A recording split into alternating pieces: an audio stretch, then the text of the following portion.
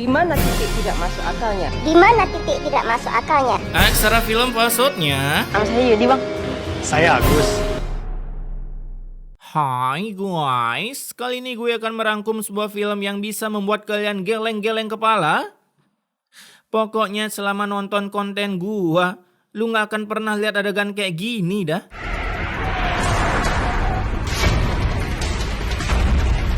Oke, daripada berbacot lebih lama lagi, mari kita gaskan. Film Fast and Furious versi lokal ini dibuka dengan sebuah bapak-bapak yang mengendarai Avanza turbonya, di mana kala itu ia buru-buru akibat dihadiahi PS5 oleh istrinya di rumah. Tapi saat di jalan terjadilah sebuah penyundulan antara Avanza versus Avanza. Ya Allah, Astagfirullahaladzim. Ya Allah. Sesama Avanza kok nggak akur sih? Alhasil si bapak pun auto mengaktifkan turbonya sampai si bapak hilang kendali dan menabrak sebuah blerik yang AFK di samping lain. Dan dari kejadian ini, ya apalagi kalau bukan ke-delete dari dunia. Hari itu juga si bapak pun harus kembali ke kursi penonton dan menerima bayaran seadanya karena waktu mainnya cuma sebentar, masih lama waktu gue saat boker. Dan di sana ada juga saudara si bapak, yaitu dua manusia ini yang dari tampangnya sudah jelas-jelas mencerminkan sosok begundal. Asal udah abang-abang ini main, kebegundalannya kagak ngotak cuy. Dimana rupanya dua sosok begundal inilah yang menyeruduk si bapak Inga Wasted dan berhasil diketahui oleh anaknya bernama Jono yang diam-diam menguping pembicaraan mereka. Akhirnya kita tuh udah berhasil menyingkirkan Mas Hendra untuk selamanya. Tuh kan, baru mulai aja udah berhasil ngedelete satu orang cuy. Mendengar bapaknya didelete, Jono pun auto terbagongkan, apalagi setelah tahu kalau target selanjutnya adalah si emak yang ingin dibuat menuju wallpaper lumba-lumba. Kalau gini ceritanya mah, udah pasti soal warisan cuy. Mendengar rencana pendeletan emaknya dari rumah, Jono pun langsung mengemasi pakaiannya. Kids, itu angernya dilepas dulu Di sana emaknya pun hanya bisa bagong AFK mengikuti arahan dari anaknya hingga akhirnya mereka bisa lolos juga dari kebegundalan om dan tantenya. Mas Hendra kamu di mana, Mas? Ya ilah, kumat lagi. Beruntung datanglah seorang MC God of War yaitu Kratos habis mengalahkan Zeus yang tiba-tiba datang menyuruh Jono dan emaknya untuk tinggal di rumahnya. Tapi beroja sampai di rumah, aduh. Mereka itu mau numpang tinggal di sini. Saudara bukan, teman juga bukan. Pak, kalau udah tahu punya istri kayak gini, mending gak usah ngajakin orang dah. Nah, walaupun punya istri lampir, ini bapak tetap memaksakan kehendaknya menyuruh Jono tinggal di rumah sampai sang istri tak sengaja menelan mic clip-on-nya dan ketahuan rencana busuknya oleh kameramen. Aku akan usir mereka secepatnya dari sini. Asik, begundal baru cuy di pintu berkah. Di sisi lain, saat dua begundal ini, ia panggil aja Jaka dan Sembung membuka kamar Mak Jono. Tanpa mengatakan Jaka Sembung buah golok gak nyambung goblok, ia pun terbagongkan mengetahui target pendeletannya udah kabur dari dunia. Pokoknya aku gak mau tahu. Kita kejar mereka jangan sampai lolos. Lah, ngapain dikejar? Kan bagus sudah berhasil dapat warisan rumah. Singkat waktu, saat pagi hari, Jono yang baru bangun, ia pun sudah diberi sebuah job oleh emak lampir ini dengan menyikati daki-daki kuman bakteri di piring. Namun beroja mau menyikat, Jono pun tak sengaja menghancurkan satu piring hingga membuat cangkem emak ini menjelma menjadi toa dengan memberi ribuan tutur rahayu. Yudi itu masih kecil. Dia belum bisa kerja. Lah, kecil apaan? Cuma nyuci piring doang, anak TK juga bisa cuy. Sekarang juga kamu pergi cari uang. Jangan pulang kalau belum dapat uang. Akibat diberi misi berpetualang mencari cuan, Jono pun harus menjadi bolang aka bocah luntang lantung sampai ia bertemu dengan sosok makhluk yang namanya pernah jadi buronan para netizen. Ya Allah, aku belum sholat zuhur lagi. Oh iya, kenalin. Nama saya Yudi, Bang. Saya Agus. Agus. Pantesan kagak pernah kelihatan, udah tobat ya sekarang. Di sana Jono pun mencoba menjadi toa Agus dengan memarketingkan angkotnya dengan tujuan Bogor Perindapan. Hingga saat malam harinya Jono pun berhasil meraup segelintir cuan untuk ditilep oleh emak lampir ini. Aduh. Berani ya kamu ngasih saya segini? Uang segini tuh gak ada apa-apanya tau. Ada gunanya juga Jono tinggal di rumah ya. Jadi mesin pencari cuan. Setelah bekerja, Jono pun mulai kembali merawat emaknya yang tiap hari menggalau menangisi orang yang udah duduk-duduk santuy-santuy sambil mukbang Ricci 1 ekor di kursi penonton. Ya ilah, AFK doang kerjaan ini emak cuy. Bahkan melihat emaknya tiap hari cuman menggalau menimbulkan niat GB pahala dari Jono dengan ingin membawa emaknya ke rumah sakit jiwa. Enggak dong. Kalau aja aku punya uang, aku pasti udah ajak ibu ke rumah sakit. Kalau aja aku punya uang, aku pasti udah naruh ibu di panti jompo, gitu dong. Keesokan harinya para begundal gandul ini pun mulai mencari keberadaan Jono dan si emak, tapi sayangnya para minion gabut di sana tak mengenali buronan ini karena kerjaan mereka cuma AFK di tempat dan menggibah. Tiada hari tanpa menggibah cuy.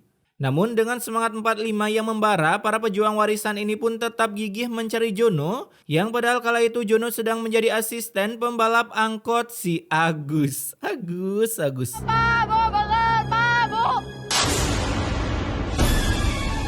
Nah yuk ketahuan.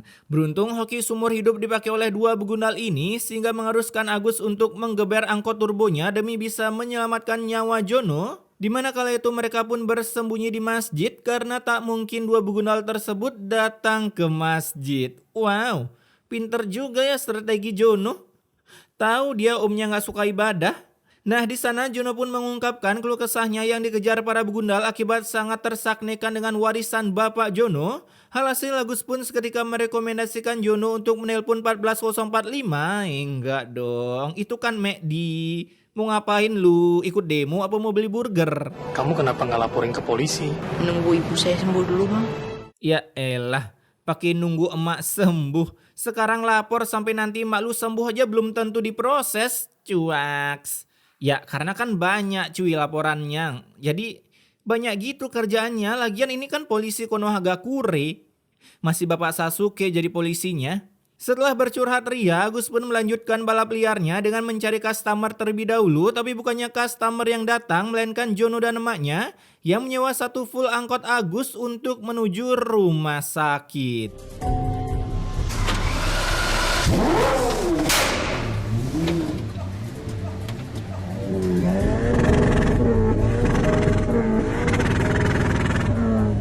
Nah saat sampai di rumah sakit, Ibu Santi mengalami depresi yang cukup berat. ya ilah, itu juga sebelum ngecek gue udah tahu dok. Hasil mendengar hasil pemeriksaan dokter, Jono pun langsung menyuruh bu dokter untuk membuat resep obat 100% manjur berharap emaknya cepat sembuh dan bisa mencari bapak baru yang lebih kaya. Wahahaha. Kemudian selesai berobat dan beroja sampai di rumah, sebuah lemparan spektakuler pun dilakukan oleh si lampir dengan membuang tas milik Jono lalu menyuruhnya lock out dari rumah. Akibat Jono hanya bisa jadi beban saat push rank di tier warrior. Makanya John, pakai nana item MM udah paling pedes itu. Seperti biasa, setiap adegan minggat dari rumah selalu dihibur oleh ulti selang bombe yang menyiram seisi kota Nganjuk City. Hingga saat keluar dari gang rumah, akhirnya Jono pun berhasil dideteksi oleh begundal gandul ini. Itu dia mereka. Kita tabrak aja mereka, Mas. Buset, gebleknya kagak ketulungan. Itu mobilmu nabrak kenapa gak minggir malah ngajak balapan. Beruntung mereka pun mendengar kata-kata gue dan Jono dengan kepintarannya malah memotong jalan menuju semak-semak. Dan saat ingin dikejar oleh para begundal, bibinya pun tak sengaja menyeliding sebuah got hingga mereka pun harus surrender untuk mengejar Jono. Singkat waktu, saat malam tiba, si bapak yang baru pulang ia pun terbagongkan setelah mengetahui pengakikan Jono dan emaknya dari rumah yang dilakukan oleh si lampir. Mereka sudah ibu usir dari rumah kita, Pak. Di mana Jono sekarang terpaksa harus bermalam di sebuah masjid akibat ia tahu om dan bibinya tak akan mencarinya ke tempat ibadah. Nah di sana emaknya pun bertanya-tanya kenapa ada dua begundal yang mengejar dirinya, namun si Jono malah tak mau menjawab karena takut emaknya menjadi depresi lalu bunuh diri. Kenapa kita harus meninggalkan rumah kita ya? Yudi bakal kasih tahu alasannya kalau ibu udah sembuh. Ya ilah. Bilang aja lah jujur biar mak lu berhenti ngegalau. Bahkan berkemungkinan berhenti hidup. Nah di sana ia pun bertemu dengan Agus yang sekarang udah rajin ibadah. Bahkan si Agus tak segan-segan mencarikan Jono kontrakan yang biaya kontrakannya udah dibayar oleh Agus selama 5 tahun. Udah kayak nyapres aja dah. Di sisi lain, Jaka pun datang ke rumah si Lampir dengan memberi tawaran yang spektakuler menyuruh si Mak ini mencari Jono menggunakan penciuman Akamarunya dan kalau berhasil ketemu akan diberikan imbalan yang membagongkan. Widih, ada nomornya guys. Gas yang punya pulsa silahkan silaturahmi dan pinjam 100. Ibu akan saya kasih uang 10 juta rupiah. Mendengar tawaran yang mantap jiwa, seketika si Mak Lampir auto mengiyakannya, di mana saat pulang dengan jurus pendoblehan milik Lampir ini, ia pun langsung berkata, Ibu nyesel Pak, udah ngusir Yudi sama ibunya. Bukannya ibu senang mereka pergi dari sini? untung bapaknya masih waras. Ajak mereka tinggal di sini lagi. Kalau gitu kita cari Yudi di pangkalan angkot. Ya ilah, sama aja kayak minion pada umumnya.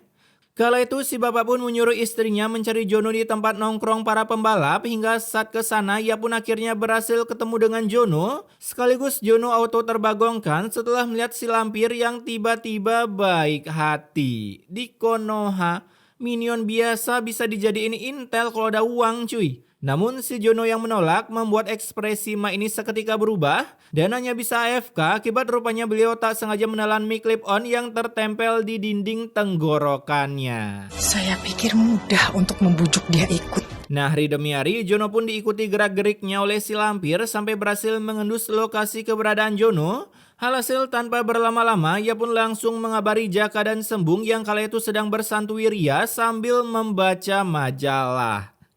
Kebiasaan orang kaya di film ya kerjanya duduk. Habis itu baca majalah. Kayak gak ada aktivitas lain cuy.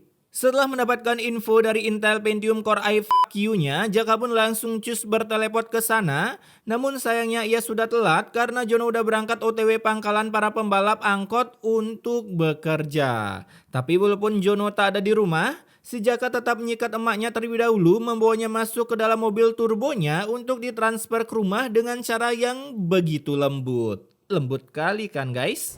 Sopan sedikit kenapa sih? Orang jahat disuruh sopan, orang jahat gak belajar budi pekerti bu. Wajar aja. Di sana si Mak pun langsung diberi tutur rahayu dari cangkem para begundal, bahkan terang-terangan mengungkapkan visi misinya yang bertujuan menilap habis cuan-cuan milik Bapak Jono demi bisa menjadi orang terkaya nomor 1 di negara Zimbabwe. Zimbabwe nggak tuh? Kemudian saat malam tiba, si Jono yang udah pulang, ia pun auto terpanikan melihat emaknya tak ada di rumah. Alhasil karena udah berkeliling dunia mencari si emak, terpaksa si Jono harus surrender dan pulang menuju kontrakan Agus. Sedangkan si Lampir, ia pun lagi-lagi datang ke kontrakan Jono hingga niat kebegundalannya akhirnya bisa dicium oleh suaminya. Jadi ibu mau ketemu Yudi itu karena ibu mau uang. Ibu terpaksa. Hilih, mana ada orang dapat uang gede terpaksa? Di pagi harinya, Mak Jono yang tersegel di gudang, ia pun tiba-tiba mengamuk sampai mengundang perhatian para begundal. Di mana saat mereka datang, barulah si Mak langsung menyenggol dong. Lalu kabur dari sana serta mengunci mereka dari luar. Widih, pinter kali cuy MC kita. Saat kabur akhirnya si Mak berhasil menemukan anaknya, tapi saat baru berpelukan, si Jono yang memeluk emaknya sangat erat, emaknya pun tiba-tiba terwastetkan begitu saja, sehingga harus segera ditransfer ke rumah sakit untuk mencairkan BPJS kesehatannya demi bisa menambah billing. Dan yang lebih penting lagi, Ibu Santi sudah sembuh dari depresinya. Buset, cuman karena dipeluk anaknya depresi auto hilang. Ayo yang lagi depresi bisa dicoba nih meluk Jono. Jono auto full senyum sih. Di sana akhirnya si Jono pun mau mengungkapkan kebusukan Jaka dan Sembung, bahkan baru aja emaknya sembuh. Aduh.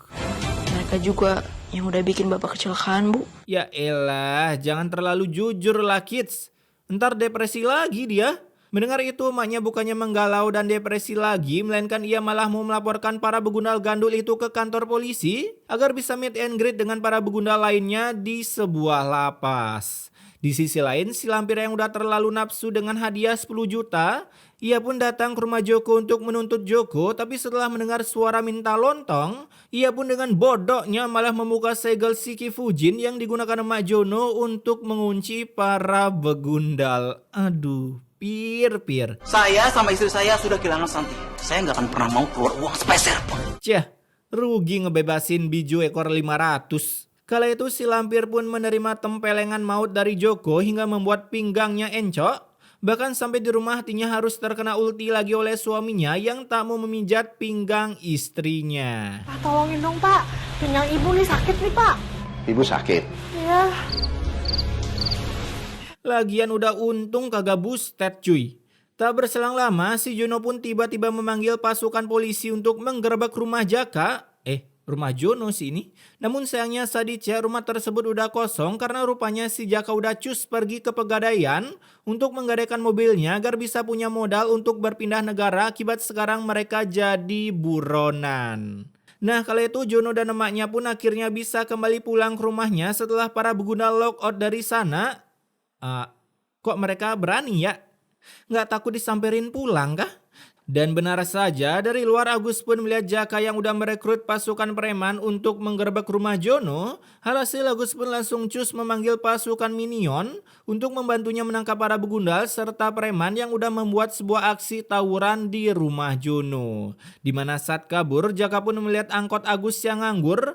Jadinya daripada kabur pakai kaki ia pun langsung menghidupkan angkot turbo Agus lalu kabur dari sana. Bahkan sedikit melakukan aksi ngedrip yang begitu membagong.